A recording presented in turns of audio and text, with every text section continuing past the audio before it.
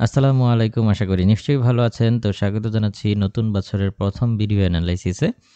তো আজকে নতুন বছরের ২য় দিন হলেও আজকেই ১ম দিন মূলত মার্কেট ওপেন হয়েছে এবং আমরা যদি শুরুতেই দেখি যে মার্কেট ওপেন হলেও কার্যত আজকেও কিন্তু অনেকগুলো দেশের ব্যাংক হলিডে যেমনটা দেখতে পাচ্ছেন এখানে।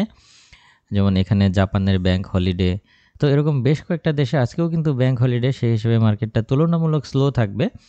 তবে আমরা যদি ইকোনমিক ক্যালেন্ডার দেখি তাহলে দিনের শেষে বেশ কিছু গুরুত্বপূর্ণ নিউজ রয়েছে। বিশেষ করে সন্ধ্যার দিকে আপনারা জানেন যে আজকে বৃহস্পতিবার, সেই হিসেবে আজকে হচ্ছে জবলেস ক্লেইমসের ডেটাগুলো কিন্তু চলে আসবে। একই সাথে ক্যাডের হচ্ছে গ্লোবাল ম্যানুফ্যাকচারিং পিএমআই ডেটাটা চলে আসবে। আমাদের ডলারের পিএমআইটাও কিন্তু আজকের দিনে আমরা পেয়ে যাব। সবকিছু মিলিয়ে একটা ব্যস্ত ইকোনমিক ক্যালেন্ডার রয়েছে। তার মানে আমরা ধরে নিতে পারি যে নিউ ইয়র্ক সেশনে মার্কেটটা হচ্ছে মুভমেন্ট করবে। বেশ ভালোভাবেই মুভমেন্ট করবে বলে প্রত্যাশা করছি। তো এখানে আমরা যদি দেখি তাহলে জবলেসের যে ডেটাগুলো আমরা লক্ষ্য করছি সেটা হচ্ছে তুলনামূলক কিন্তু জবলেসের ডেটাগুলো কিছুটা নেগেটিভ প্রত্যাশা করা হচ্ছে।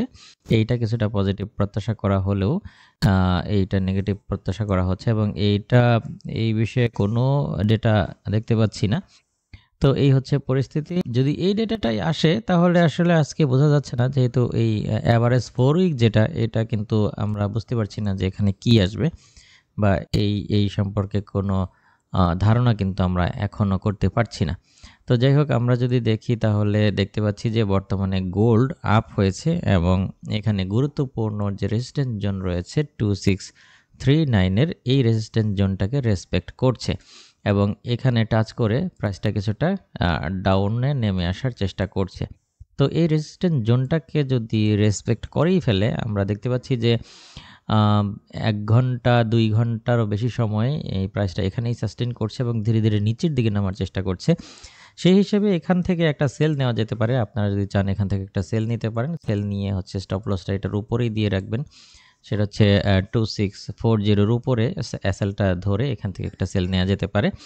এবং আজকের দিনে আমি পরামর্শ দিব যে সেলের তুলনায় যদি বায়ের দিকে থাকতে পারেন সেটা ভালো। তো বেশ কয়েকটা পয়েন্ট থেকে আপনারা বাই করতে পারেন।